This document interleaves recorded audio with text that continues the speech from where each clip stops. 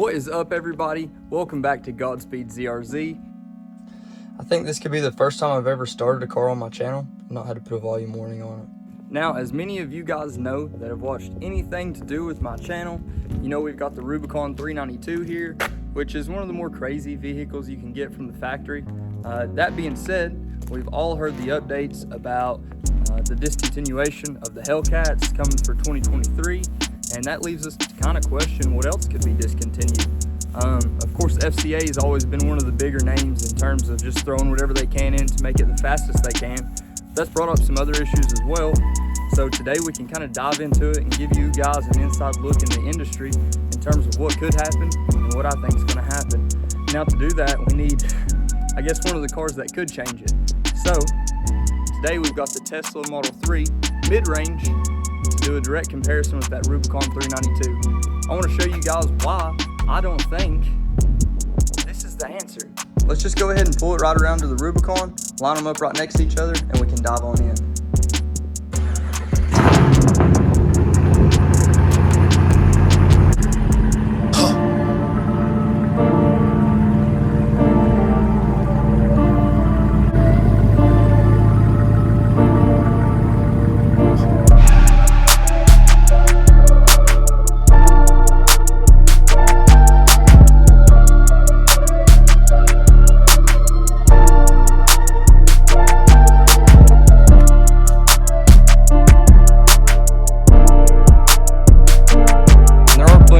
Out here for you guys to go find any of the information on these Teslas you want. This isn't really a review, it's more of a direct comparison. So just getting the inside here, we can go ahead and shut it down, and it's kind of crazy. Of course, once you get in here, all it asks is for you to touch this keypad right here with your foot on the brake, and it is started, and it'll go ahead and activate everything. The car is fully on.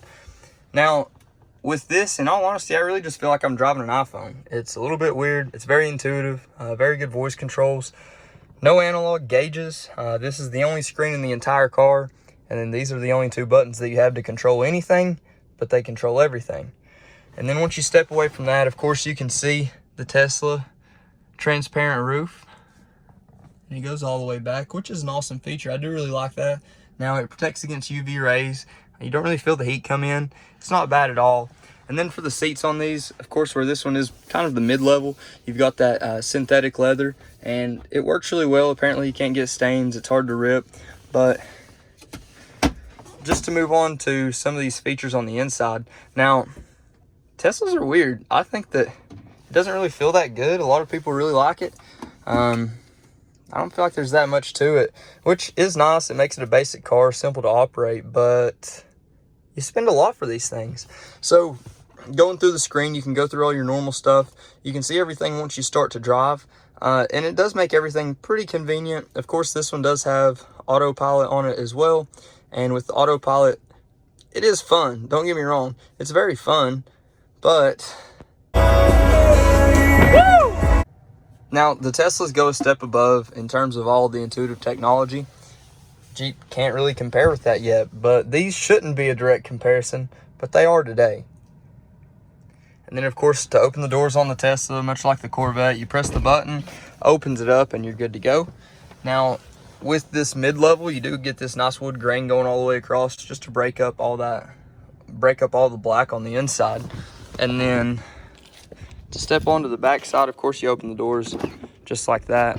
Now, the back, it has a lot of room. Now, my seat is scooted back for me, and I'm 6'2", and I can still fit pretty comfortably. I mean, my seat, I'm definitely going to touch my knees on the seat. And then that gives you the full view of the Tesla right here. And then, of course, for the Tesla, the name of the game is really just the artificial intelligence, the smart drive technology. It's got cameras all over it.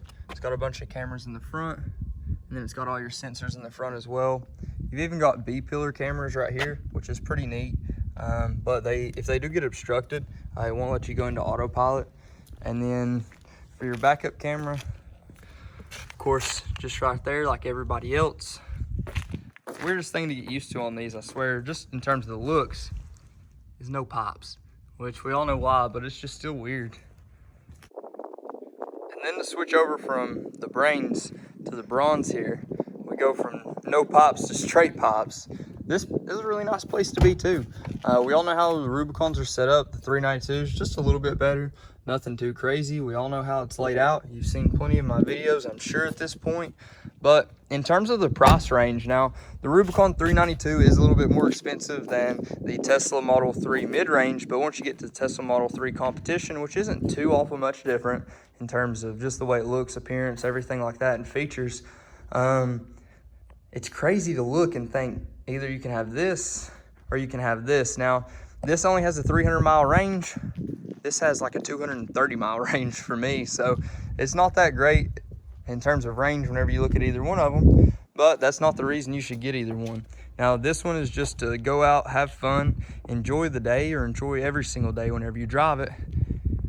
And this is to save the world. So, two completely different things that just happen to perform in a similar way. All right, guys, so now that I've finally got you mounted somewhere, just had to lay back that passenger seat. Oh, got to do this again.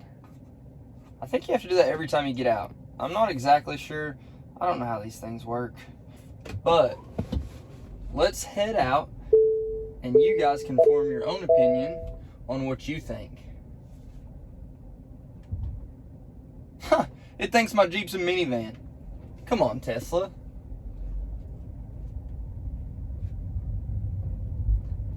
So, just to start off, just so you guys don't think I'm just a Tesla hater, if it was any normal car, if we're talking Malibu, we're talking a Honda Civic, we're talking a Kia Forte, a K5 even, I would rather have this. I would rather have this. But this isn't in the same category. This isn't the same price range. This is nowhere close, which of course, it's an electric car, it's a new thing. It's going to take a little bit more development, a little bit more time, and a little bit more testing in the market to get in a price point where, you know, it can compare with those cars. Which of course there are electric versions of cars that could be within that range. But to be quite honest, I'm not interested in them. This is probably the lowest level of an electric car that I could even possibly consider. And for me, it's just, it doesn't make sense. It's hard to justify. Now, once you step up to the Tesla Model S Plaid, you get the Cybertruck or even the Roadster. I can justify that. That stuff's crazy. Now, these are still quick, and one of the biggest misconceptions on all the Teslas is that every Tesla is fast. They are not. Every Tesla is very quick because you get instant acceleration, instant response. So it's quick. It's not fast. But I'll show you guys here in just a minute. 0 to 60 in 5 seconds, that's quick. And it continues to get to 100 at the same speed that it got to 50. So, I mean, it feels good. It's more of like getting shot off into a catapult instead of just taking off. I don't know. I don't even know how to really explain it. And until you get in it, it's hard to really give you the idea of what it does to you or how it feels. And once you just thromp it, 50 just like that, which is impressive. It feels good. That's great. Now, let's change the mode. Make sure we're in sport. I don't even know how to do it. So for this acceleration, it's got chill and standard. For steering mode, we've got comfort, standard, sport, and regenerative braking set to low just because I'm not used to that stuff yet. But right here, we're at 42 miles an hour. Up to 70 just like that. So it's instant response. It's very, very quick, but it's not necessarily fast. You don't get that feeling. You don't get whatever a gas motor does to me, whatever feeling it gives me to get me excited. This just does not have that. I guess whenever it really comes down to it, it's not just the speed, it's the entire experience. It's the sound, it's the feel, it's the rumble underneath your feet. And this just doesn't deliver that. And maybe that's something that we just have to get used to. But for me, I'm not ready for that. And now we're at 50, and we'll stomp on it again. Oh, autopilot, just kidding. And you get up to 100 pretty quick, guys. And then the braking in these Teslas, whenever you don't have that, whenever you don't have the regenerative braking set very, very high, even when you do, I don't believe once you've accelerated to a certain point that it allows that regenerative braking to actually kick in. The braking just feels kind of dull. And just to give you guys a POV on the autopilot here, so I mean, autopilot's great and all, but really and truly, guys, with these curvy roads that we live on here, you're going to want to take control of the car more times than you really should have to, just simply because of the way people drive. It's not anything to do with, it's not anything to do with the car, but it really does have a lot to do with just the way the people drive here. So, I mean, even whenever you come up to these roads like this right here, and you can't really see that yellow line, it may get a hair too close for comfort, and then especially if you get school buses and stuff coming through, I mean, it's a bit too much to have to worry about. I'd rather just have my hands on the wheel. But it is a great feature. It's really cool. It's just not something I'm really that fond of. So right here, you're going to see, I'll put it back on here. Oh, wait till we get on a straight road again.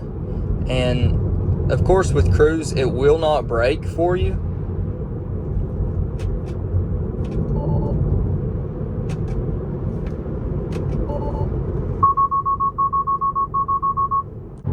I don't know why it's not letting me put it back in self-driving here. Not very sure. Might be going over the speed here. Let's see.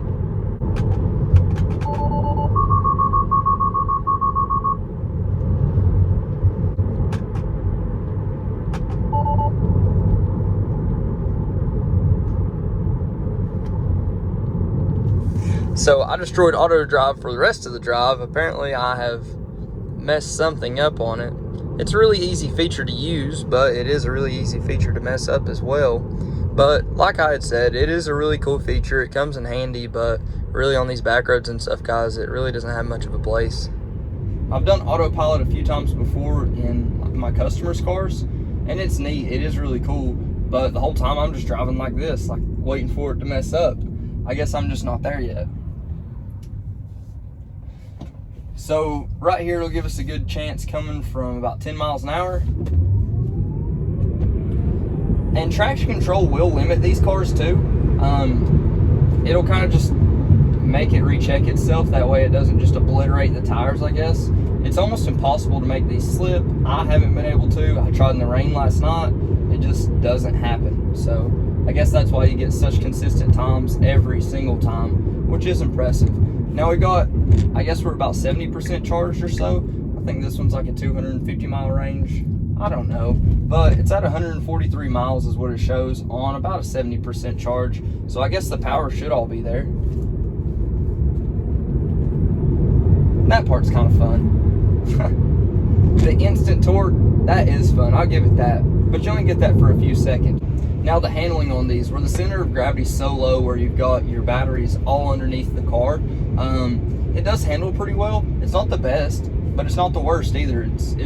I think it's probably a lot better than most of the normal sedans that you see on the road, or you drive on the road. And right here on this straight road, I wonder what Tesla puts the speed limiter at.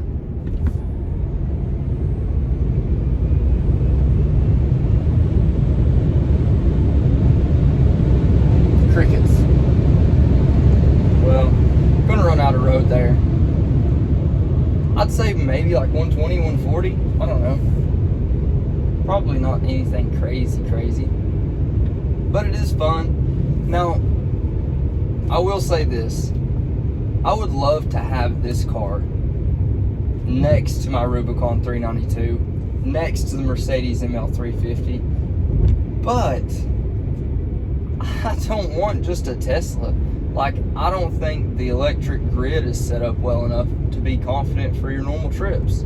And I think one of the biggest reasons people have turned away from hydrogen whenever it became a big thing, which if you look back, the hydrogen fuel cells, the hydrogen cars back in the 60s were going to be a revolution. And they just kind of dropped off the face of the earth after a little while. If you look at it, to set up a hydrogen station, which may only have one pump, it's going to cost a couple $1 million. Now, I'm not exactly sure how much it costs for the Tesla charging stations and all that, but I know it's not cheap.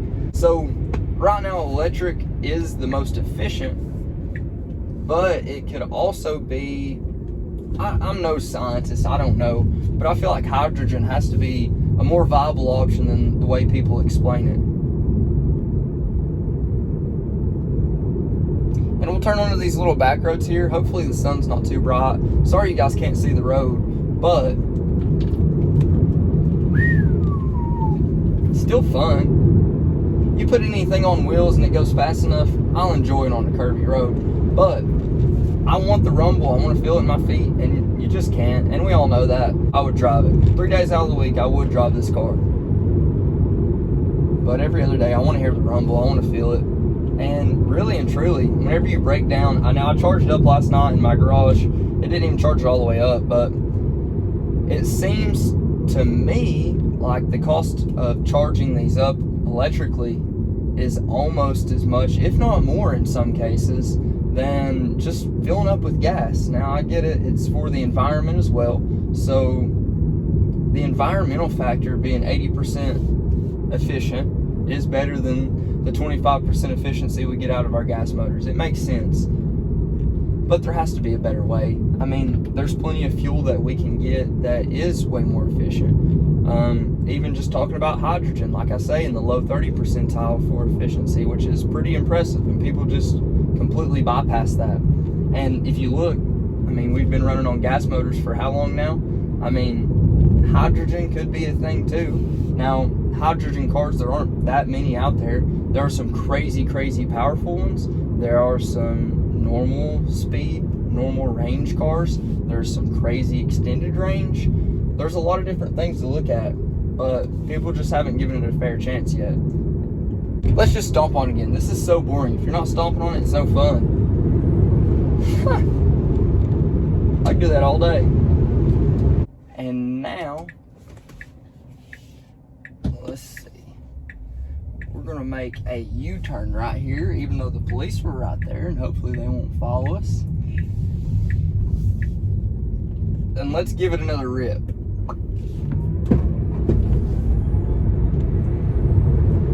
Up to 60 just like that, but it's really just not that fun. Like after the first couple times it's cool because you haven't experienced it.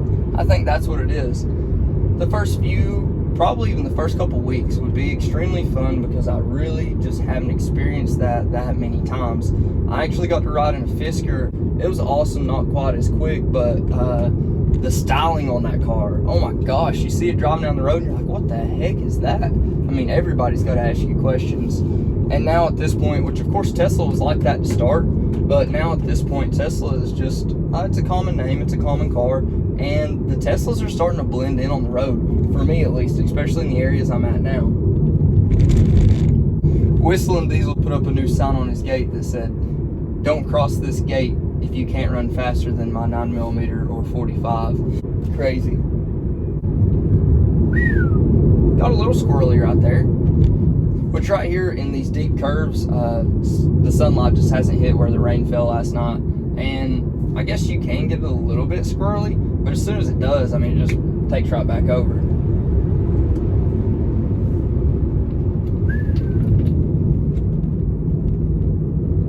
I think I could drive my Jeep faster through this than the Tesla though. I just don't feel that much confidence in the Tesla, not with this one.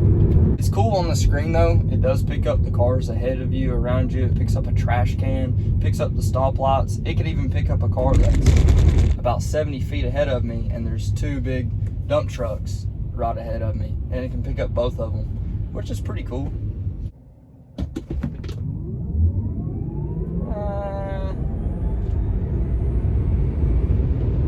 I mean, it is quick, but it just doesn't seem like it's actually happening to me.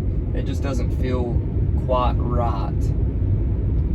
But you do feel it in your chest, you feel it in your head. It's cool, it's a different type of feeling, but I don't know. What do you guys think? And the main reason I make this video is to educate some people that may have not had the chance to get in some of these Teslas or some of these newer electric cars, because really and truly, the way all these regulations are coming down, it seems like this is all we're going to be left with. And I would not be happy with that at all. Now, a lot of manufacturers have talked about having an electric version of each and every single model they make by even 2023. So if they do that by 2023 and they do well, which they could possibly do well, then the gas motors will become obsolete. It'll become a thing of the past. And I would hate Absolutely hate to see that happen. I think these Teslas definitely have their place in the market. I would love to have one. I would love to have one as maybe my fourth car, or third car. I think as a third car it would be good too. But as my sole and only car without living straight into the city, heck no. I would not be interested. Even if I did live right next to the freaking charging station, I would not be interested to have this as my only car. Because if I want to go out on a trip, or I want to do this, I want to do that, if I want to drive down into Mexico or drive up into Canada, I mean, I can do it in whatever I have. You can't do it in these. You just simply can't pick up and drive wherever you want to go and just hope to find a gas station, or hope to find a charging station. And trust me, you're going to need it if you keep doing this like me. And I'd plan on lining these things up to race and drive against each other, but there's really no point. I mean, this just isn't in the same category that the 392 Rubicon is in. It would just be pointless to watch this thing get beat over and over and over again. But at least you guys get to see it from this perspective, from the driver's seat, well, I guess from the passenger seat, and make your own judgment. Come up with your own idea of what you think. I think we need to find a faster Tesla, and then we can do a head-to-head instead of just a direct comparison. What do you guys think?